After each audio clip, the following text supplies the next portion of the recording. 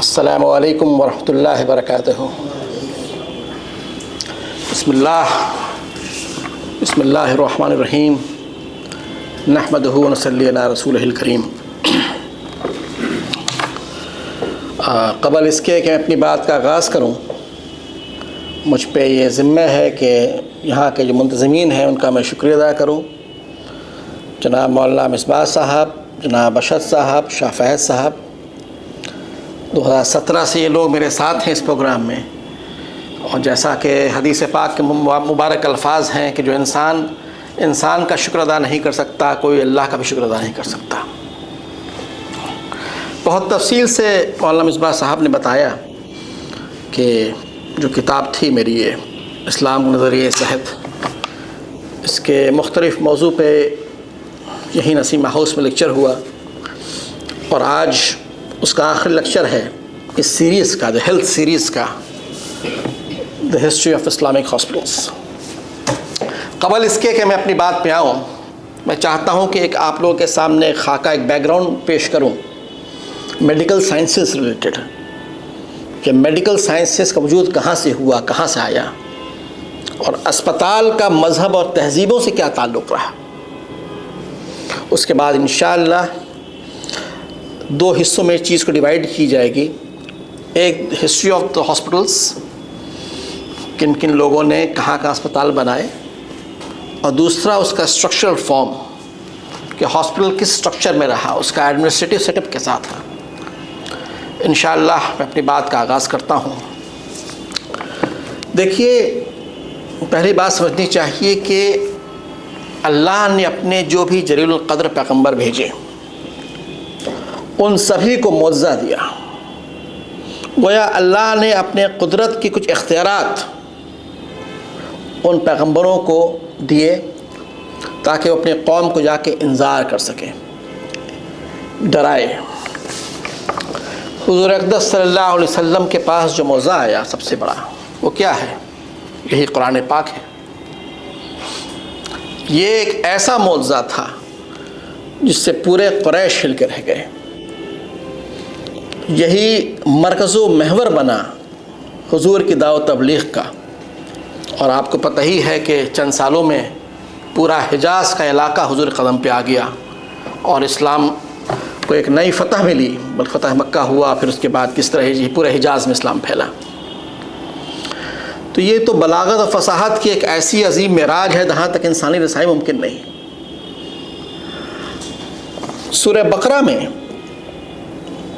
اس چیز کو چیلنج کیا ہے، جو قریش تھے ان کو اپنی زبان پہ، اپنے اشعار پہ بہت گھمنڈ تھا، ناز تھا ان کو، کیا جیسے ہم بول سکتے ویسا کوئی نہیں بول سکتا۔ اسی لیے قرآن نے کیا کیا؟ قرآن نے سورہ بقرہ میں چیلنج کیا کہ تم ایک آیت، پورا قرآن تو بہت چھوڑ دو، ایک سورہ، ایک آیت لاؤ اس کی ملتی جلتی۔ فَأْتُوا بِسُورَةٍ مِّن مِّثْلِهِ وَادْعُوا شُهَدَاءَكُم مِّن دُونِ اللَّهِ وَإِن كُنتُمْ صَادِقِينَ۔ اگر تم سچے ہو تو ایک ملتا جلتا، مِن مِّثْلِهِ، عبداللہ یوسف علی نے اس کا ترجمہ کیا ہے somewhat similar، not similar، ملتی جلتی چیز لے آؤ۔ اور پھر کہا قرآن نے فَإِن لَّمْ تَفْعَلُوا وَلَن تَفْعَلُوا، اور تم نہیں کر سکتے اور ہرگز نہیں کر سکتے ہو۔ اس کو کہتے ہیں ریٹریٹنگ دا چیلنج۔ چیلنج پیش کیا، پھر اس پر جم کیا کہ نہیں، تم نہیں کر پاؤ گے۔ اور تا قیامت یہ قرآن پاک کا یہ چیلنج برقرار ہے کہ ایک سورہ بھی ملتی جلتی لاؤ اس کے مانند، تاہم جانیں۔ یہ ایک بہت اعلیٰ معجزہ تھا جو حضور اقدس صلی اللہ علیہ وسلم کو اللہ نے دیا۔ آئیے مصر میں آتے ہیں۔ فرعون، سب آپ کو صحیح پتہ ہے کتنا پاورفل تھا، وہ کتنا بڑا بادشاہ تھا، اللہ نے کتنی بڑی طاقت دی تھی اس کو۔ احرام مصر کے بارے میں آپ سبھی جانتے ہیں، کس طرح کنسٹرکشن کرتے تھے وہ۔ دریائے نیل پہ جو فرعون نے اریگیشن کینال بنایا تھا، جس کے ذریعے سارے مصر کے خزانے کو اپنی طرف لے آتا تھا کھینچ کر کے پانی کشتیوں میں۔ اور کیا کہا قرآن نے اس کے بارے میں؟ وَفِرْعَوْنَ ذِي الْأَوْتَادِ، کہ میخ والے فرعون۔ تو اتنا پاورفل فرعون، 30 ڈائنسٹیز کہتے ہیں ہسٹری میں اس کو، اس کو مقابلے کے لیے اللہ نے حضرت موسیٰ کو کھڑا کیا، اذهب الی فرعون ابتغا، کہ جاؤ فرعون کی طرف، وہ سرکش ہو گیا ہے۔ اور وہی عصا، وہی لاٹھی اتنے بڑا معجزہ بن کے آ گئی کہ پورے فرعون کی سلطنت کو ختم کر دیا۔ اسی طرح ایک اور جلیل القدر پیغمبر حضرت عیسیٰ علیہ السلام، جب وہ آئے تو ایک عجیب و غریب معجزہ اللہ نے عیسیٰ علیہ السلام کو دیا، جس کو آپ کہہ سکتے ہیں اٹ واز دا معراج of medical sciences, medical sciences کی معراج۔ کیا تھا؟ اعجاز مسیحائی، the healing touch, the healing power. وہ جو غالب نے کبھی کہا ہے نا کہ ایک کھیل ہے اورنگ سلیماں میرے نزدیک، ایک بات ہے اعجاز مسیحا میرے آگے۔ تو یہ اعجاز مسیحائی تھی، حضرت عیسیٰ علیہ السلام کو اللہ نے دیا تھا۔ وہ کیا تھا؟ وہ 3 معجزہ تھا۔ وہ 3 معجزہ تھا جو حضرت عیسیٰ کو اللہ نے دیا۔ پہلا معجزہ یہ تھا کہ کوئی بھی مٹی کی شکل کی ایک چڑیا بناتے تھے، اس میں پھونک دیتے تھے، وہ چڑیا اڑ جاتی تھی۔ دوسرا معجزہ کیا تھا؟ دوسرا معجزہ یہ تھا کہ آپ کسی لیپرسی کے پیشنٹ کو، کوڑ کہتے ہیں، یا کسی اندھے پہ اگر ہاتھ رکھتے تھے تو شفایاب ہو جاتا تھا، ٹھیک ہو جاتا تھا۔ اور تیسرا اور اہم معجزہ جو حضرت عیسیٰ علیہ السلام کو اللہ نے دیا تھا، وہ کسی مردے کے پاس جاتے تھے، کہتے تھے قم باذن اللہ، اب وہ کھڑا ہو جاتا تھا۔ اب یہاں سے بہت غور سے بات سمجھیے کہ کیا ہوا اور کیسے میڈیکل سائنس میں ڈیویشن ہوا۔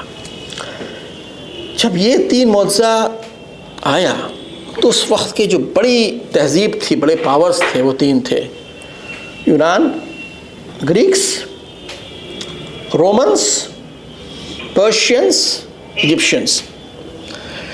یہ 3 بڑے پاور تھے، ان لوگوں میں کھلبلی مچ گئی،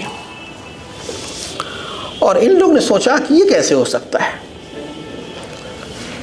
یہ کیسے ہو سکتا ہے۔ اس کے بعد ان لوگوں نے کچھ ریسرچ کرنا اسٹارٹ کیا۔ دیکھیے انسان کیسے انحراف کرتا ہے۔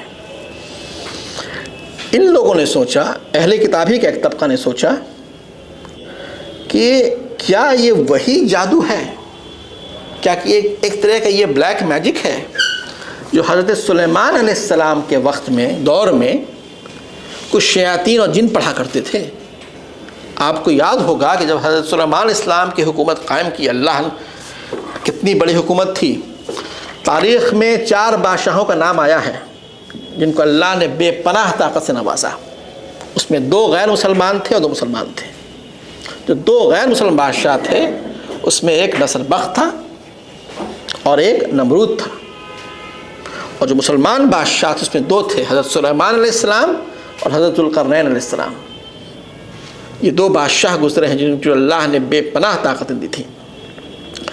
تو حضرت سلیمان علیہ السلام کے وقت میں بھی کچھ لوگ اہل کتاب کے اس بات کو یہ مانتے تھے کہ یہ حضرت سلیمان کی جو حکومت ہے یہ ایک معجزانہ حکومت نہیں ہے، ایک جادوئی حکومت ہے۔ ٹھیک اسی طرح جب حضرت عیسیٰ نے یہ معجزہ پیش کیا تو اہل کتاب کا ایک طبقہ اس بات میں لگ گیا کہیں یہ جادو ٹونا تو نہیں ہے۔ جب اللہ کے بتائے ہوئے راستے سے انسان انحراف کرتا ہے نا تو پھر گمراہی کا راستہ کھلنے لگتا ہے، اور اس پہ لوگوں نے ریسرچ کر دیا، شروع کر دیا۔ اسی وقت میں قدیم مصری زبان میں ایک لفظ آیا، خیمے، جس کو کہتے تھے مصر کی کالی مٹی۔ یہ زبان لفظ جب عربوں میں آیا تو اس میں ال لگ گیا، الخیمے، اور جب انگلش میں ہم اس کو پروناؤنس کرتے ہیں تو کہتے ہیں الکمی۔ کیا کہتے ہیں اس کو؟ الکمی۔ اب sort of a black magic. اب وقت نہیں ہے میں کہ الکمی ڈسکس کروں، انشاءاللہ کس دن موقع ملا تو میں الکمی کے بارے میں بتاؤں گا کہ الکمی ہے کیا اور کتنی شاخیں ڈویژنس ہوئیں اور بلیک میجک کیسے اسٹارٹ ہوا وہاں سے. بس ہلکا سا میں ہنٹ دے دوں کہ الکیمی کیا تھا کہ they wanted to make a perfect human being. اب بات سمجھ رہے ہیں؟ ایک ایسے انسان کو بنایا جائے جو کمپلیٹلی پرفیکٹ ہو، جاویدان، وہ کبھی بوڑھا نہیں ہو سکے، اس کو کوئی بیماری نہیں ہو پائے اور ہمیشہ زندہ رہے. اس کانسیپٹ پہ کچھ لوگوں نے کام کرنا شروع کر دیا. اس جو بلیک میجک تھا الکیمی کا. اور آپ کو حیرت ہوگی کہ بڑے سے بڑے کچھ ہسٹورینس، کچھ اسکالرس، کچھ سائنٹسٹ، یہاں تک کہ آئزیک نیوٹن، آپ نے نام سنا ہوگا آئزیک نیوٹن کا، نیوٹن بھی اس چکر میں کہیں پھنس گیا، اس الکیمی کے چکر میں. اور کیسے ایک چیز ڈیویٹ کر گئی. جو معجزہ تھا حضرت عیسیٰ کا، وہ کہیں نہ کہیں یہاں پہ ڈیویٹ کیا. اس کو ان لوگ کہتے تھے syrup of life, fountain of youth, کہ کیا کچھ ایسی چیز ہے، کچھ ایسی دوا بن سکتی ہے جو ہم موت کو مات دے دیں.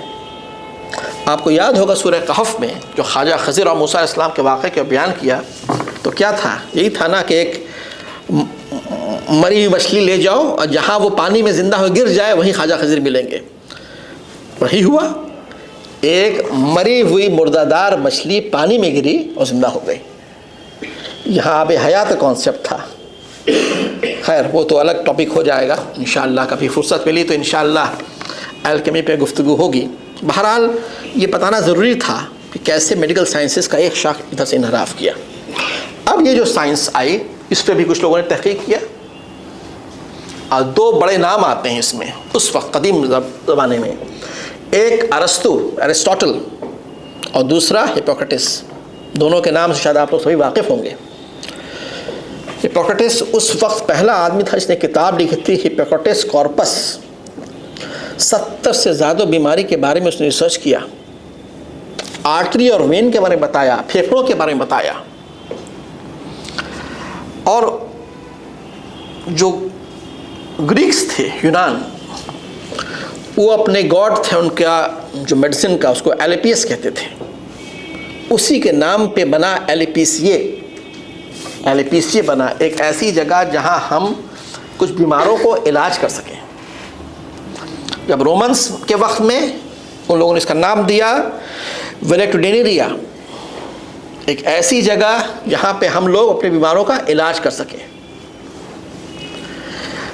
مصر میں آئیے، مصر میں الگ کہانی ہوئی. مصر کی تہذیب میں میڈیکل سائنسز کو اور کالا جادو کو ساتھ لے کے چلنے لگے وہ لوگ. کالا جادو مصریوں کا ایسا تھا کہ جس طرح ان لوگ کی روز